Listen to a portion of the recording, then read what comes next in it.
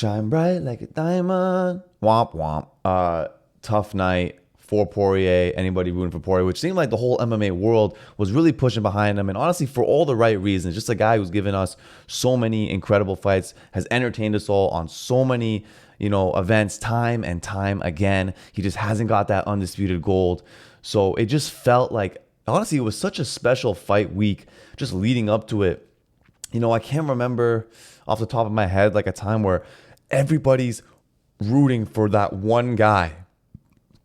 And it honestly, it just felt so wholesome for everybody to just come behind Dustin Poirier, the whole Diamonds thing. He does the walkout too, like he's listening to the fans, and he delivers on the promise. He said, look, I'm gonna do it. I'm gonna do the walkout song, all that stuff. He matches it up. The vibes were great, and despite the card kind of being lackluster and a couple sleepers on that card, as soon as Dustin Poirier and Islam Makhachev were about to go, everybody was locked in. The crowd was locked in. I bet everybody watching, on TV, including myself, we were locked in. It was like everything was just erased. Okay, it's time for Dustin Poirier. It's diamond time. Islam Makhachev. Here we go. And going into this fight, honestly, we have to remember too on the Islam Makhachev side, after beating Charles Oliveira, a great win, you fought a featherweight twice as your lightweight defenses. And, Volkanovski, the first time, gave you your toughest out so far. So what's Dustin Poirier going to do? And a lot of people were saying that he's going to get wiped. Islam Makhachev was a minus 600 favorite. People were thinking, yeah, honestly, that's fair.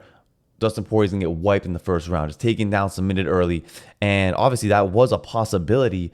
But to have Islam Makhachev as a minus 600, I'm like, honestly, to put like any fighter as a minus 600, we've seen some crazy, favorites. I just don't think that's a good thing to do in MMA. That's the sport you do not want to mess with in terms of massive gaps in favorites and underdogs. And even the betting companies are saying, look, if Poirier wins, we're screwed. This might be like the worst loss we've ever had. Anyways, then we get into the fight, and right away, early, Makhachev not just taking him down, Makhachev clipped Dustin with a good shot, then takes him down, then gets his back, and I'm just like, is this how it's gonna be? Literally, all this hype, all this build up, leading into this, right? A first round, 1 minute submission. That would be absolutely terrible.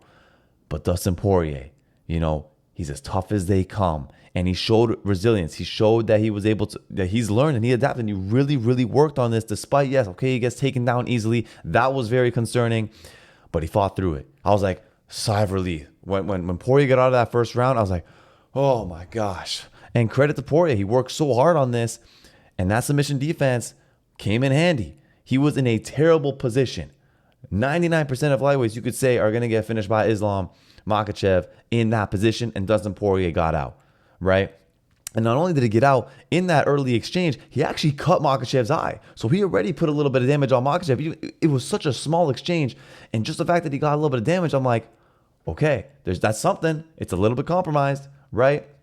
But that being said, on the flip side, Makhachev was so sharp with his striking. And when you go on to the later rounds, I could tell from that early long time of grappling for Poirier, you could tell he didn't have that pop in his shots from punching and kicking, just because he exuded so much energy defending himself against Islam Makhachev for those submissions. Right? Makhachev looked fantastic on the feet, to be honest. Right, throughout this fight, both guys had their moments in terms of striking, but Makhachev, I was honestly impressed. And he even said after the fight too, he's like, I wish I trusted it more, because he did, look really good, and he could have trusted it more. Maybe, who knows what could have happened, right? Because both guys landed, but he obviously is going to go with the safest way out. Then we move on, and Dustin's starting to have some moments. He's getting some good shots in, and Islam isn't taking him down as easily, and it's starting to feel like, okay, now there's some momentum for Poirier. Now we got a little bit of competition. We have some, he came through that adversity, and it's like the tide could be turning a bit. This is a bit of a back and forth. It's not so simple now. Now it's not so simple. Then moving forward, both guys having their moments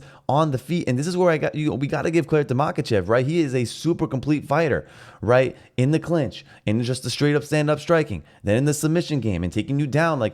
And he's not he's willing to exchange. And even after the fight, he's like, I wish I exchanged a bit more on the feet, right? Because he did feel good. And honestly, he looked really good on the feet in this fight. Makhachev got most of his damage in the stand up, right? And then specifically at one moment in the third round, in that tie clinch, Makhachev loves that tie clinch. He headbutts, obviously accidentally, Dustin Poirier's nose. That messed it up bad. That compromised Dustin. And then he lands a nice knee, a clean knee on Poirier. That messed him up too.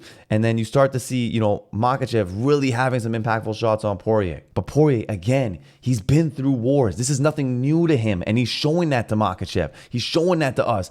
And even at this stage in his career, even at this age, even with all the mileage, when he is in a dogfight, he's comfortable in it. He's willing to be in it, bloodied up. He's like, let's go, let's go. And watching that gives you a lot of confidence, especially as a Poirier fan in that moment. And going into the later rounds, Dustin being able to stop Makhachev's takedowns and keeping this fight on the feet, and both guys going back and forth, and we're really getting a battle here. Like, this is a real, we're having real competitive moments here when people thought this was just going to be an easy fight. And he's a huge underdog, and he's having these great shots on Makhachev. Makhachev's landing on him, and this is back and forth here. And watching it was so impressive for both guys. It was so impressive for Dustin to see him not only get out of those terrible positions, but also come back, land damage, get that elbow, bloody up. Makhachev, he found moments to do serious damage to Makhachev, and then Makhachev really showing that he's a complete fighter, showing that he could do damage on the feet against a great boxer like Poirier is super impressive. And it leads up to that final round, and you're still thinking, of course, Islam's winning that fight, but anything can happen here. This is not said and done. This is not over. We could get something special. We can get a finish here. But at the end of the day, the fighter that was more fresh, ready to go, was Makhachev in that final round. Poirier had his knee messed up, his nose messed up, and, his movement was a bit more sluggish at that time. Rightfully so, to be honest. But anyways, both guys took that damage. But Makhachev had a little bit. Makhachev had a little bit more gas in the tank there, and that's what he needed to get that finish. And honestly, when he got that ghillie, I was like, please, just not the ghillie. I was just like, not the ghillie. We just saw Dustin, do the whole ghillie thing, and everyone's talking about the ghillie gang, all this. I'm like, if he gets the finish over Poirier with the ghillie that everybody was saying and memeing about Poirier doing, and talking about Poirier's ghillie and him finally getting it, and then Makhachev does that to him, that would have been insane. I'm like, please, just not the ghillie, not the ghillie. He gets out of the ghillie. I'm like, okay, he might get out. And Makhachev's ability to transition, get into the darce, and then at that point, Poirier was so beat up, so tired. It's so hard to get out of that. It just sucks because he's not just 0-3 in undisputed title fights. He also lost all of them by submission. So it would have been nice to see him, go all 5 rounds in that moment. It would have been a big positive takeaway for him, but unfortunately, Makhachev, he hunts for that finish and he got it. So all credit to him. Look, at the end of the day, it was super entertaining. It was a great battle, and I was super impressed by both Makhachev and Poirier. Poirier for not just being able to get out of terrible spots, but also reverse it and put some damage onto Makhachev, make Makhachev bleed, put some adversity, make him dig deep for the fight. And then for Makhachev to be able to strike the way he did against Dustin Poirier, put damage on him, and show just how much of a complete fighter that he is, to me was also super impressive. And it would have been awesome to see Dustin finish the story. He still had an incredible career. And to me, I'm thinking about Dustin Poirier, and I'm thinking, is he the greatest fighter in the UFC of all time to not get undisputed gold? If he's not the greatest to not get it, he's got to be top 3, somewhere in there. He just had such an incredible career. His resume is crazy. It's insane. And the wars he's given us, the fights he's given us, great performances, great wins. Obviously suffered some, tough losses. But if we're talking about the greatest fighters to never win undisputed gold, for me, he's up there, and he's got to be a Hall of Famer, no doubt. And for Makhachev, it goes both ways, right? Super impressive. 4 title wins, 3 title defenses. You beat Volkanovski twice. The first one obviously was a lot closer. The Charles Oliveira win was just shut down. And then the Poirier one, you are digging deep. You are bloodied up. And he really showed that he's down for the count. Makhachev is not just someone who's going to, hug and hold. Like, he is down for the battle. And we got to give respect where, respect is due there. And now in regards to what's next, obviously, it's got to be the Arman Tsarukyan rematch. That is becomes super intriguing now, especially after this Dustin fight. We've seen Islam Makhachev look human, 2 times. And the first fight against Volkanovski, and then this fight with Dustin Poirier, right? He looks vulnerable in moments, right? We've seen him look human, not just steamrolling through the competition. And now I'm thinking, who else can make Makhachev look human? Who else can be someone to really put him in a tough spot, to make him dig deep and maybe take a loss? Tsarukyan's got to be the next guy up. It could be him. And then if not, Makhachev says he wants to go to 170. And to me, after seeing that Poirier fight, and then of course the first Volkanovski fight, I'm thinking Makhachev at 170, that's going to be tough. That's going to be super competitive. That is going to be a big hurdle for him to climb. And if it is Leon Edwards, that's a super intriguing matchup. And I think Edwards can really put some damage on Makhachev. And going into that fight, I think Makhachev could be the underdog. I credit Makhachev for winning that 170 title and not shying away from Arman Tsarukyan next. I think that's the way to go. I think if he does get through Arman Tsarukyan, which by the way, I think will be super tough on its own, if he does get through it, 170, I think, is very fair to call for. And speaking of moving weight classes, I think Makhachev likes to be that number one pound for pound guy. He likes that status. And that's why, getting that welterweight belt is just another thing for him to really prove and cement himself as the number one pound for pound fighter right now. But speaking of pound for pound, Dana White talked about it and was weirdly against Islam Makhachev being that number one guy. He said it's clearly Jon Jones and it will always be Jon Jones. And he went like on an all-time glazing spree for Jon Jones about him being the number one pound for pounder right now and of all time. And I understand all time, but right now, is Jon Jones active enough to be considered the number one pound for pound guy? Yes, he beat Cyril Gane. Yes, he went up to heavyweight and won the belt, but Gane wasn't the undisputed champ, at the time. Jones didn't beat the undisputed heavyweight champ, to get that belt. It just seems weird that, especially after a card like that, Makhachev and Poirier give us a fantastic fight. Makhachev shows so many different levels of his game, and you just kind of diminish it. And you're just like, no. We got to talk about Jon Jones. It just seemed a little off to me, but it is what it is. Just going back to Dustin for a second, the message that he said afterwards was just so beautiful, about the family and all that. It was tough, to see, but it was a beautiful message. And him talking to his daughter afterwards, and then Makhachev afterwards, all the respect shown. Again, it just shows Dustin Poirier a class act guy, and a reason why it's like hard to hate on him, right? Even if you're not like a Poirier fan, or even if you're rooting for Islam Makhachev, you have to have some love for Poirier there. You have to have respect for him just for what he's done for the sport, in the sport, and just for being a class act guy and being super respectful no matter what. And in regards to what's next for Dustin, he kind of left it out in the open. He's like, I'm not too sure, if it's not going to be like, obviously for a title fight, I don't really care about the big money fight. It's got to be something of a challenge. Maybe it's the BMF belt again because he beat Max Holloway twice. Now we can face him for a third time, but for the BMF belt, that could be something. Him and Gaethje are 1-1, so a trilogy match there, that would be huge. But is he super interested in that? Who knows? And then if you want to talk about beating someone up that talked about your family over and over again, that Colby matchup, that's a grudge match. I know Poirier doesn't want to give him any attention, but if you tell Poirier, hey, you get a chance to beat up Colby, who's been talking about your family this whole time, I think that might spark him a little bit. But anyways, overall for the fight, I was super happy as a viewer watching it, entertainment-wise, and I can't wait to see what is next. But let's move on. So we go to Costa versus Strickland, and it was an absolute sleeper. It was terrible. It was boring, and I've seen a lot of discussion about it. People talking about Strickland, saying, oh, you're going to bleed, blah, blah, blah, blah. And then just the fight being so boring. But at the end of the day, I don't blame Strickland, right? Costa was the guy that was put into this fight to make it scrappy, to make it messy, right? When you match make this fight, Strickland's the guy who's going to push forward. He's not going to throw a ton of volume. He's not going to go crazy. He's very, he takes his time, right? But Costa's a guy who likes to make things messy and likes to be a little wild and likes to take chances. And that's why you put him in there against Strickland. That's why I thought this matchup was so fun and was going to be, a great fight. I think a lot of people thought that too. But Costa was just on the back foot the whole time. And credit to Strickland for really confusing Costa and making him think a lot and making him, just struggle mentally and finding a rhythm in this fight. He really couldn't. He was just on the back pedal, going backwards the whole time. And Strickland gets a lot of credit for that.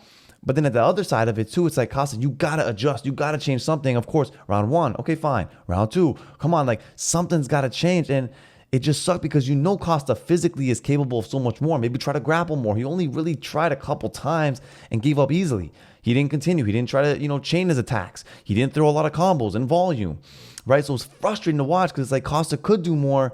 But, and obviously, of course, credit to Strickland for his style. But Costa, in my opinion, in terms of the boredom, in terms of, the fight just not being that great, I put most of the blame on Costa because you have Strickland moving towards you, moving in range all the time. Strickland is always moving forward. But that being said, Strickland's defense is so good. So yes, it is hard to hit him despite him coming forward. But you're moving backwards the whole time, going one or two shots at a time for the whole fight, that's just not going to work. And it just sucks to see. And it just would have been better to see Costa at least try to do some more adjustments. But yeah, that fight was terrible. It sucked. I do put most of the blame on Costa, but you have to also give Strickland credit for just making it so tough on him. But one thing that also could have contributed to maybe Costa not changing it up a lot is his corner saying after round 3 that he's up 2-1. That Costa is up 2-1. How could Costa's team tell him that he's up 2-1 after the 3rd round? That to me is insane. In no way is Costa up in that fight. You're going backwards the whole time. He's sweating. Strickland just walking, picking shots. And yes, you can say shot for shot. It's even at times, whatever. But overall, as your corner, you're looking at Costa fighting. Do you actually think he's up? Do you even want him to think that he's up? You should want him to think that he's down so he can, change it up. I didn't understand. Why would you tell Costa he's up 2-1? Just crazy. What were they watching? And then what's even more crazy is the judge, Dave Torelli, that had Costa winning 4 rounds in that fight. He had him winning the fight. I was like, what fight? What? I can understand at certain rounds, it was going shot for shot or even. But to give Costa 4 rounds? Are you insane? And it's just mind-boggling. It's just mind-boggling. It really makes you scared of judges. It really honestly makes you be like, yo, no matter what you think you're doing in that fight, no matter what we think we're watching in that fight, the judge has such a totally different POV and could be thinking something completely different. And that is just scary to think about. But Strickland got the dub, so the right man won. And then in regards to Strickland afterwards, he said, look, I was a company guy. I took a fight against a lower opponent when I should have waited for the title and should have got the title shot back. And I didn't. I took another fight, so now I'm waiting for that title shot. And I'm interested, I'm going to be interested to see what the UFC does, with Strickland if they do the Izzy DDP thing. I think either way, it works out for Strickland because even if Izzy wins, that rematch Izzy would want as well. And then if DDP wins, again, a lot of us want to see that rematch. I think it makes there's a story there. It's very sellable. So no matter what the option is, if it is DDP versus Izzy, no matter who wins there, I think it does favor Sean to get that, to get that title fight. So I think, a lot of times the UFC doesn't like you waiting. A lot of times the UFC doesn't want you saying that you're going to wait for a title shot. But I think in Strickland's case, especially, we did get the win against Costa and the storyline wise against DDP and Izzy is there. If that's the title fight they make next, then I think no matter who the winner is, Strickland's right up there to get it. And it'll make a lot of sense for everybody to watch. Then moving on to Kevin Holland. Again, he delivers as usual, putting on a fun fight, entertaining people, especially with that card. That card needed a little bit of love, a little bit of, fun, spunk to it. And Kevin Holland brought it, gets rocked early, goes on his back. And I'm like, oh my God, is Kevin Holland going to get hot? MIchal kept throwing that overhand and it was hitting Holland. I'm like, if this lands clean, he could be out. And it does land. Holland goes on his back. I'm like, oh my God, is he going to get finished? And then he pulls out the jiu-jitsu. I thought he was going to go for the triangle. Then he goes for the arm bar. And I'm like, it's in there. He got it. And then it's like, I don't know why guys do this. He locks in the arm bar. And I'm actually surprised Kevin Holland was being nice about it. I thought, you're in a fight, anything could happen. Maybe he slips out in that split second. Who knows, right? Especially after you just got rocked. You're thinking, you got to finish as quickly as possible. And he does give him a grace period. He's getting the armbar. It's locked in. He's like, okay, I'm testing. Are you going to tap? Are you going to tap? He doesn't tap. And I'm like, the people I was sitting with were like, oh my God. They couldn't look at it. I, of course, looked at it because I got to see it. But he that arm was bending in ways it should not have bended. I can't believe MIchal didn't tap. And shout out to Herb Dean for stopping the fight. It was the right call. At first, I was a little nervous because I'm like, wait, he's protesting it. Maybe his arm didn't actually, maybe it's just a bad angle. It's not actually that bad. And then it's like, okay, he can't move his arm. You literally can't move your arm. And shout out to him for complaining because he didn't tap. He's like, hey, I didn't tap. Why'd you stop the fight? Technically you could say, look, guys have broken their arms in fights before. And, I've won fights. Literally JDM happened to him.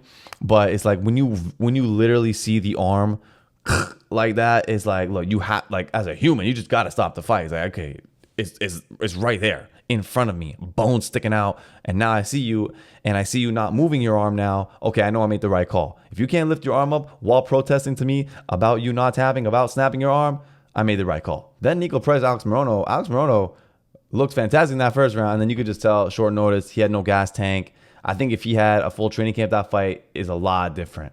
But nonetheless, Nico gets the win. He was super hyped about it. But that was just a sloppy fight. That was just like a rock'em sock'em robots. Moving on, Randy Brown. He looked super sharp, went through some adversity, so that was good to see. You know, he got rocked at a time. He almost got caught in round 2, right? Almost gets submitted. And then he ends up dominating the 3rd round. To be able to come back from that adversity was good to see from him. Kopylov, Almeida. This was a really, really fun fight to watch in the stand-up. And then Kopylov was able to mix in some wrestling in there to secure the win. But what was interesting, though, he did get tired out from that early wrestling. You could tell the strikes were getting less and less. Okay, I landed a couple good shots. Okay, now I'm going for a takedown to secure it. And, you know, you got to remember that cardio is different when you're grappling than when you're just striking. But nonetheless, great win for Kopylov. Almeida, again, you got to work on that ground defense. You got to work on that takedown defense. You got to find a way out. I just think he's too limited right now. I do. Then we go to Jailton Almeida. Of course, gets a quick sub. Fantastic to see for him. But honestly, you know, competition-wise, it's like I want to see him be dominant against higher competition. Or just get a good win against dominant competition instead of just holding on to them, right? If he can get not even just like a dominant win like that, but just a good win, right? That's like not super boring and like nothing's happening. That'll be the real like jump for me to see, okay, now he's like leveled up. Then the Gall fight versus Basil, just madness, just craziness. Honestly, I was just watching that like, oh my God, how are these guys not being, like, how are they not done? How are they not done? They just keep going. Bloodied up, crazy. That's what we love to see from the prelims, right? That's the kind of stuff we love to see from the prelims. Of course, you can't expect it every time. But, man, especially with some of the snooze fests that came after that, it just made me appreciate the Gall one. Damn. And then Eileen versus Edwards. A nice grudge match in the prelims. I got to be honest. I was very impressed with Eileen. I got to be honest, bro. I don't think I'm going to miss another Eileen fight. I don't think I'm going to miss another Eileen Perez fight ever again. That's all I'm going to say. Super entertaining fight. Super entertaining after the fight. Eileen Perez is her. Shout out. Spinning back fist. Bop. And then, you know what I'm saying. And then for Lima, look, man, a lot of cheating going on. Eye pokes, fence grabbing. He looked good. He was very composed, very sharp. But it's just like, eye pokes, please, like, come on. And then the fence grab, blatant. I don't know how this. I don't know how the judge gave that fight not to Lima. But anyways, great showing from him nonetheless. But just a couple things, like, and missing weight too, like, bro. He might have to move up. He might have to, if like you're missing weight by 4 pounds, it's just not good. It's just not good. Just one thing I want to mention, like, they talked about these UFC gloves and how they're different. It's gonna help with cuts. We saw tons of cuts, and they said it might help a little bit with eye pokes. Didn't help with eye pokes. We saw 2 in like the first fight. We saw like maybe 5 in the whole card already from the first event that we did, the new gloves. Honestly, I don't think there's that much of a difference. You know, some fighters said they're a little lighter, a little softer, but we still got cuts because obviously it's MMA. And then there was not really any difference in terms of eye pokes. It's true. Strickland said it. If you stick your hand out like this, you're going to poke someone's eye. And no glove can make you restrict that, because then it's going to be a problem, you know, with grappling and all that stuff, right? We've seen gloves like Trevor Whitman's that are really helpful into curving your hand naturally. But at the end of the day, if you want to stick your hand out like that, there's no glove that's going to stop you aside from a boxing glove. But nonetheless, it was just like a bad look when you have all this talk about these new gloves, and it's just like, yeah, I didn't see much difference. The one thing I did see, though, was the stickers of the UFC on the glove kept falling off. Anyways, those are my thoughts on UFC 302. Let me know what you guys think about, you know, Porier, the Strickland fight, everything, all the drama, all the fun stuff that happened, and what you think should be next. Let me know, and I'll talk to you later. Peace.